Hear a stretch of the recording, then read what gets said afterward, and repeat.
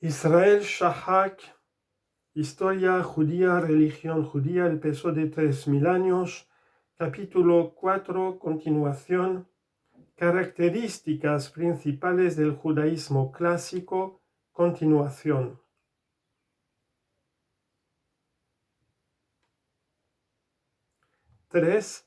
La sociedad del judaísmo clásico se halla en absoluta oposición a la sociedad no judía circundante, a excepción del rey o de los nobles cuando asumen el poder del Estado. Esto se ilustrará por extenso en el capítulo 5.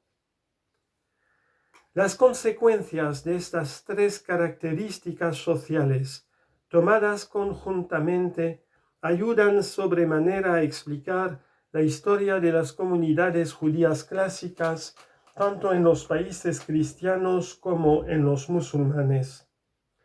La posición de los judíos es especialmente favorable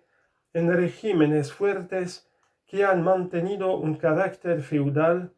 y en los que la conciencia nacional, a una escala rudimentaria, todavía no ha empezado a desarrollarse.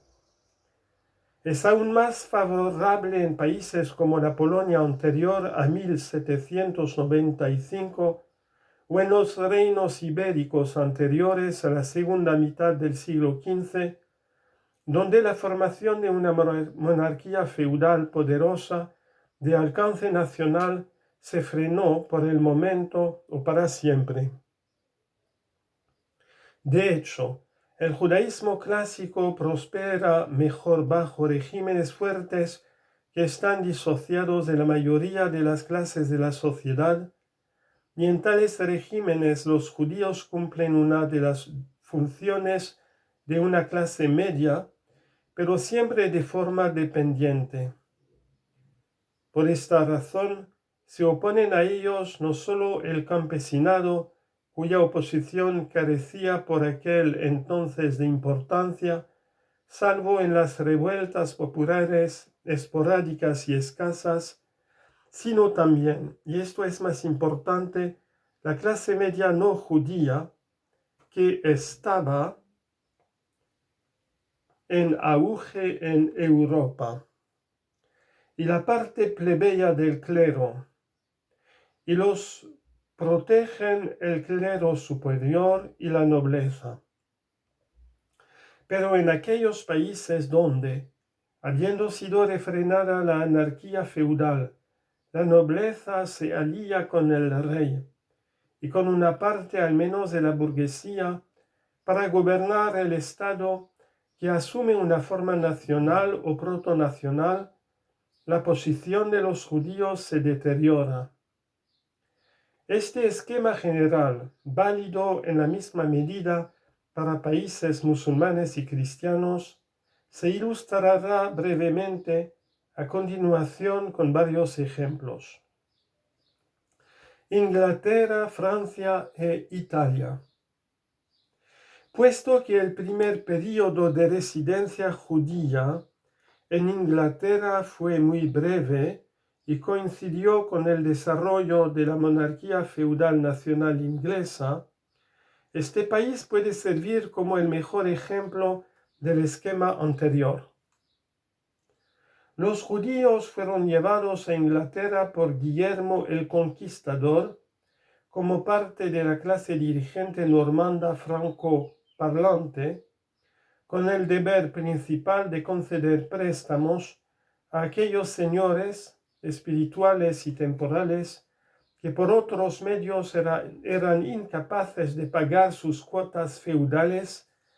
especialmente duras en Inglaterra, donde en aquel período se exigían con más rigor que en ninguna otra monarquía europea. Su principal cliente y patrocinador real fue Enrique II, y la Carta Magna señaló el inicio de su declive, que continuó durante el conflicto de los barones con Enrique III. La solución momentánea a este conflicto por Eduardo I, con la creación del Parlamento y de impuestos ordinarios y fijos vino acompañada de la expulsión de los judíos. De modo parecido, los judíos prosperaron en Francia durante la formación de los fuertes principados feudales de los siglos XI y XII, incluido el dominio real, y su mejor protector entre los reyes capetos fue Luis VII, 1137-1180, a pesar de su profunda y sincera piedad cristiana.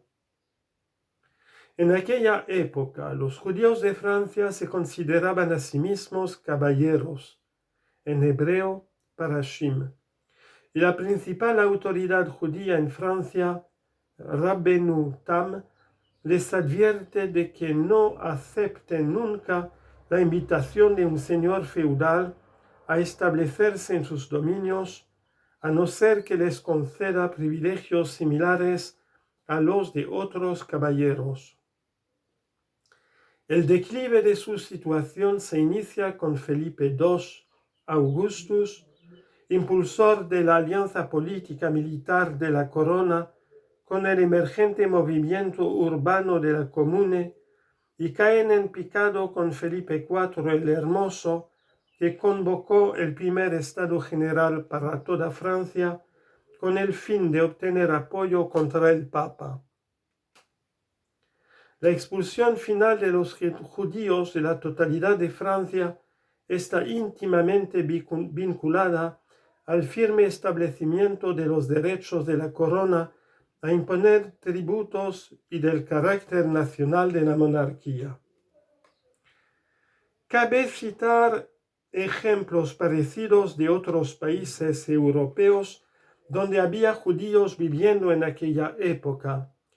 reservando la España y la Polonia cristianas para una discusión más detallada. Podemos destacar que en Italia, donde muchas ciudades-estado tenían una forma de poder republicana, se observa el mismo patrón. Los judíos prosperaron especialmente en los estados papales, en los reinos feudales hermanos de Sicilia y Nápoles, hasta su expulsión por orden española. En torno al año 1500